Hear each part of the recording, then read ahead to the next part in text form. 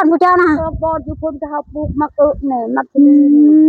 ทัวเนี่ยเจ้าคือสิมาไหวแต่แล้วตัวนั้นนะคุณอันนี้แล้วทางยังไม่รู้โอ้ขลุกเสียเนาะข้าก้อนเอออันนี้ก็ทางตรงนั้นอันนี้ปลูกมักจะเลยก็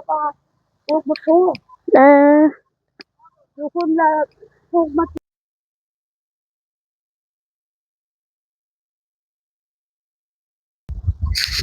นี่กับผ้าเลาะเบิ้งแถวบ้านข้าเจ้าทุกคนเอ้ยอันนี้เบิ้งรู้ทุกคนเอ้ยธรรมชาติแบบล้นโหลเลยได้ทุกคนเด้อธรรมชาติที่สวยสดงดงามทุกคนเอ้ยในบ้านตะลุเมืองเสโปนแขวงสวรรณเขตทุกคนเบิ้งภาพบรรยากาศงามแรงอันนี้ยามแรกนะหลังจากที่เลือกโรงเรียนคอยก็ได้ลงมาทงมาท้ามาหาเฮ็ดโหเฮ็ดสวนน้ำข้าเจ้าปลูกพักทุกคนเอ้ยข้าเจ้าก่อนยังบ่ทันได้ไปปลูกเธอเด้อทุกคนเด้อเราเฮ็ดสวนอยู่พุ่นเมียของพ่อบ้านทุกคนเอ้ยพุ่นเราเฮ็ดสวนอยู่พุ่นเราบ่ไกลๆนั่นนี่ล่ะว่าสิย่างไปถามเราก่อนสบายดีเด้อทุกคนเด้อสบายดีแล้วก็สวัสดีมื้อทุกทานเนาะสบายดีตอนแรงทุกคนเด้อตอนแรกมื้อนี้สาวเพชรสดิอยู่ทงไห้ทงหน้าเด้อทุกคนเด้ออยู่ทงหน้าทุกคนเอ้ยคลิปตัวนี้ก็แม่นคอยอยู่ในบ้านตาลุเด้อทุกคนเด้ออยู่ทงหน้าบ้านตาลุเมืองเสปูนแขวงสวรรณเขตนั่นแหละทุกคนนะอันนี้คอยสิไปหาผู้นั้นเราอยู่ในสวนเราเฮ็ดสวนนะทุกคนเลยคอยสิย่างไปหาเราก่อนเราเฮ็ดสวนอยู่พุ่นมักแตงนั่นแหละประเภทมักไม้กับมักเขือเนี่ยทุกคนมักถั่วมักแตงนั่นแหละผักกาดผักกันอย่างนี้แหละไปเบิ่งน้ำกันก่อนเนาะทุกคนเนาะนี่ก็ฮอดสวนเด้อทุกคนเด้อว้าสวนกับเจ้าคือสมาเฮ็ดที่กันที่แท้ที่ว้าทุกคนเบิ่งดูนี่ก็เขาเจ้าปลูกมันจะได้มันต้นโอ้ยแบะข้าวกับบ่ได้ใกล้น้อยข้าวกับบ่ได้เด้อทุกคนเด้อนี่เด้อเบิ่งเนาะตัวตัวเฮ็ดสวนกว้างแท้โอ้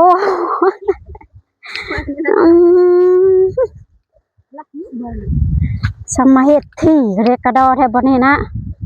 ทางผู้เดียวเจ้าผู้เดียวฮะพอเหลียวเห็นเจ้างบอยู่ไปใช่ก่อนมานี่แหละมาเวียกน้ำเจ้านี่แหละตัวทางพิลึกแต่โซนเนาะเฮ็ดแต่ในบักกว้างๆนึง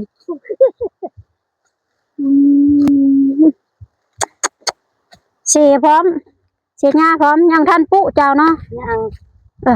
ไม่แล้วเบิ่งเนาะโหนี่นะโหนี่ทุกคนเบิ่งดูป้าไม้นี่นะหมดแล้วเหรอยังหลายป้าเจ้าเฟียมมาเอ็ดที่เรียกกระดอแทนนี้นะป้าเบิ่งหัวส่วนทุกคน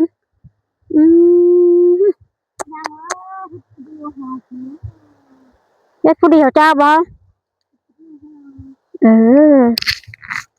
บ่ได้มีคนซอยเนาะเจ้าคือเฮ็ดกว้างแท้กวางพอดีกวางทำนี่นะกวางฮอดพุ่นละว่าพุ่นละว่า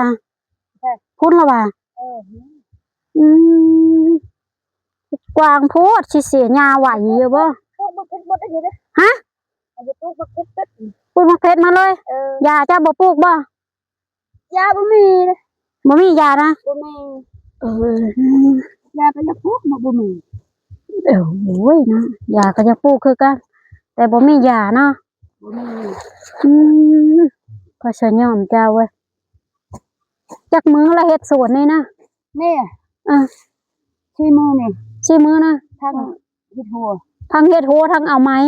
ทางเอาไม้ทางใช้งานนี่ก็4 มื้อจนอยากแล้วแหละเนาะอันนี้ตัดอยู่ชวนมันแม่ชวนมันกำลังก็เช้านี่อันนี้ก็เฮ็ดมื้อเช้านี่ตัวไหนใส่ตานางกันบ่ของเจ้าบ่ใส่ตานางกะตานางนี่แล้วมันตานางคือใหม่เห็นตานางไม่ชุบ เออ แม่ชุนกันแล้วเลยมันจะปลูกมักติดเดอย่าปลูกมักดีเลยยานแบเขาเข้ายังไปแล้วเออเขาก็เออห้องแม่ซูนบ่กันนะแม่ชุนก็พอแม่รู้สิสองคนเขาเจ้าเนาะบัดเจ้าผู้เดียวเจ้าบ่มีบ่ตานางนะบ่มีนะคะแต่นางคนยังชื่อใหม่นะเฮาขอเด้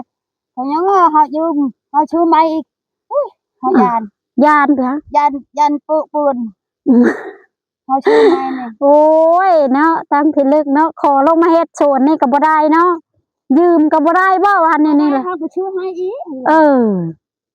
บ่ได้นี่เอาของคอยเด้ได้เฮาชื่อใหม่นั่นนี่อีกบ่ซะได้เด้ซื้อ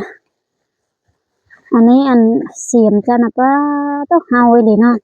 จะซื้อน้ำเวียดบ่เนี่ยหรือตีเอาใช่เสียมนะเนี่ยชื่อเป็นคงช่วยโลกยองในเช่นมึงอุ้ยเฮาบ่เราเฮ็ดเองที่ไหนเข้าบ่เฮ็ดเองบรรทุกคนโอ้สวนมันเข้าพร้อมบ่ไว้ซะมือซะโอ้ยไปนำอยู่ค้ำคุณบ่จำมือนะ5 โมง5 โมงไป5 โมงไปอีกไอ้ฉันนะไผเสร็จกินท่าเจ้านะนึ่งข้าวนึ่งน้ำน่ะนึ่งข้าวก็5นี่เจ้าอีกมื้อตะพี่5 โมงก็เจ้าอีกกัน5 โมงที่นางมันไปใช้กระลับแล้วมื้อนี้นะใช้กระลับที่เฮาคันไอ้นางไปใช้กระลับไปอ่ะ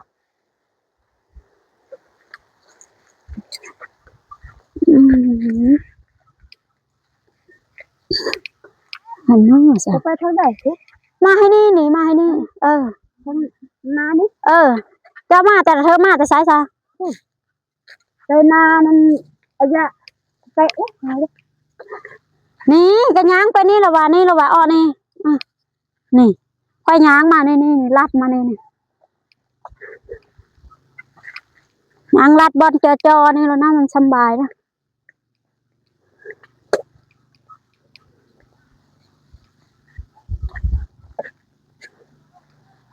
ย่างไหวเลยเจ้าเนาะ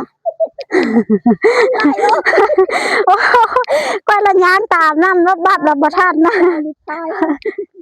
ย่างไหวอะไรปั๊บข้าวเดียวนะฮอดทีละเพื่อฮอดดีอะไรก็ได้ก็สิเต็มเพียงเลยโอ้ยเนาะส่วนกล้วยไผซะนี่นะส่วนกล้วยอยากเจ้าเข้าเฮ็ดนานี่เขาปลูกมะกล้วยเลยดินไผดินนี่ดินของนั้นฮะดินของนั้นนี่ก็หน้าพองงานบ่เนี่ยหน้าพองเดี๋ยวค่อยเลาะมาให้นี่ได้บ่อนนี่ไปทางนี้ไปทางนี้กับทางนั้นตัวใดสบายกว่ากันทางนี้สบายทางนี้สบายทางใดเลยไปย่านเขาขุดอันนั้นมันเหยียบบ่ได้แล้วเนาะเหยียบบ่ได้เปียกหมดเลยไปคูบ่ได้เลยในนี้เขาเจ้ากระดำเนาะเนาะดำเนาะข้าวเนี่ยหวานเอาบ่ดำหวานสบงามซ้ำเนาะหวานนี่ล่ะคนลาวก็ไปจะได้คิดเท่าของตู้มันยังขอชูติดเจ้าติดยึดนี่โอ้น้องเฮายานไงเฮาขายนี่ยังน้อยญาติยึดทองชามือเท่านึงมันมาจอบเนาะมาจอบตลอดเลยยึดให้ทองโตเป็นตัวนึงขมั่งได้บ่ได้แล้วยังน้อยเจ้าพายตัวเล่ห้องไผ่ซาโซนไผ่นี่นะตัวนี้โซนไผ่เนี่ยแม่พ่อแกโอ้โซนเล่าให้นี่นะดินเล่าหมด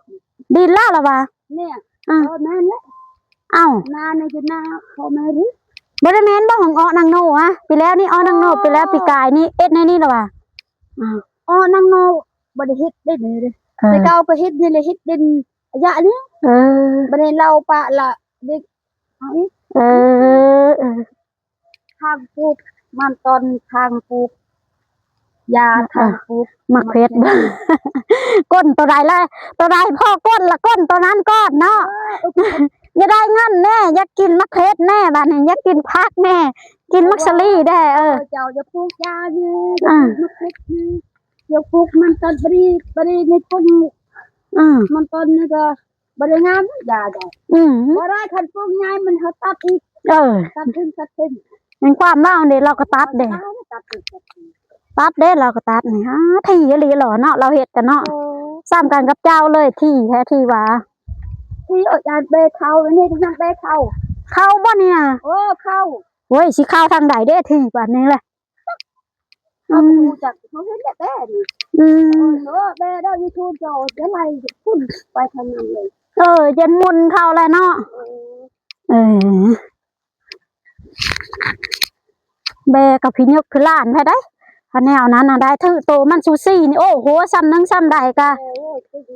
มันปีนรถได้โหน่ะได้คันโตมันบ่ซูซี่ตะใครๆแน่ประจักษ์เนี่ยเนาะบ่ได้กินไหมนักเรียนได้กินไหมนักก่อนเลยกินจังลังเลยบ่ไปทางนี้บ่ทางนี้แหละคอยมากะอันนี้แหละแล้วก็ใต้ไปหั่น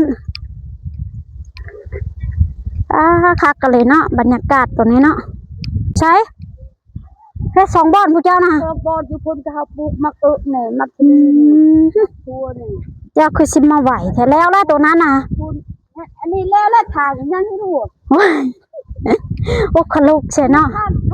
ทางก่อนอันนี้ก็ทางตรงนั้นอันนี้ปลูกมักลีก็ปลูกมักทูอยู่คนละปลูกมักลีปลูกมักมันต่างอันนี้ก็ปลูกได้คือกันแล้วแหละอยู่พี่น่ะ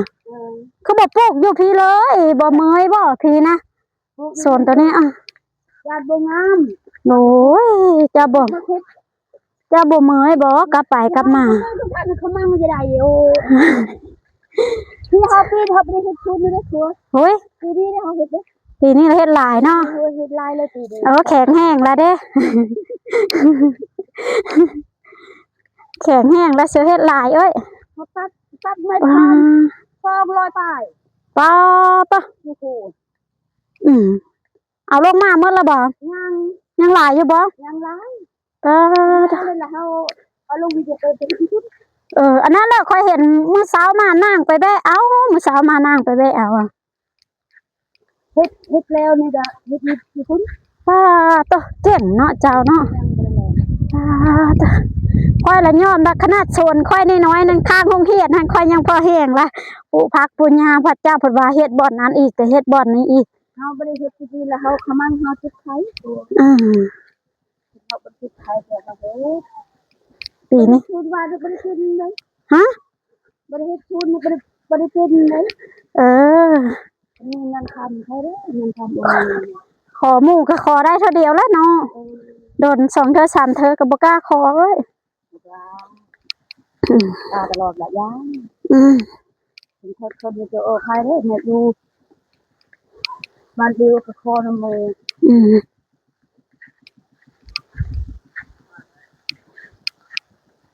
บ้านเดียวก็ขอก็ขอแล้วบ่ขอหมู่เฮาเฮ็ดเองเป็นจะเฮาจ้างโคตรเฮ็ด1,500,000พุ1,500,000เฮ็ดขอหมู่ได้เฮ็ดขอหมู่แล้วเฮ็ดขอหมู่แล้วให้ขายสมานแค่นี้ขายสมาน1,500,000ได้สมาน1,500,000พุทางบุญเฮือนมัน1,500,000ชามแทนหมู่ยังบ่ได้รู้หมู่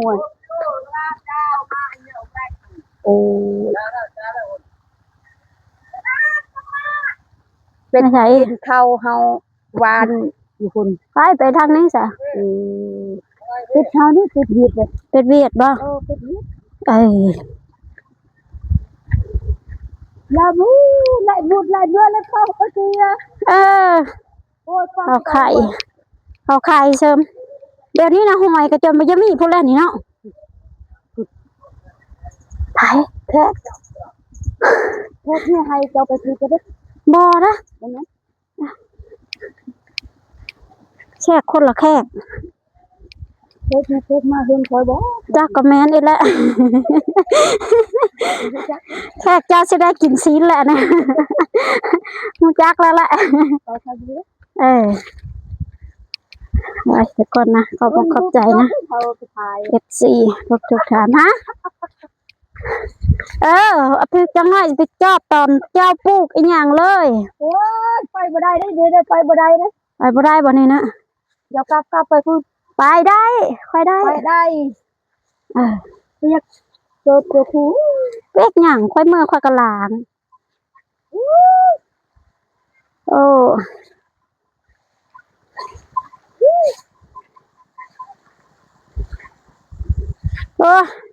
เนาะอันเจ้าบ่เอางัวลงมากินอยู่นี่น่ะ ว้าเสียแนวนายบ่แม่นเป็นเขาโค ใช่บ่แม่นบ่เป็ดจ้าน่ะ แม่ไม่เป็นเขา แน่ เขาเป็นผู้เป็นไง โอ้เป็ดกินข้าวแล้ว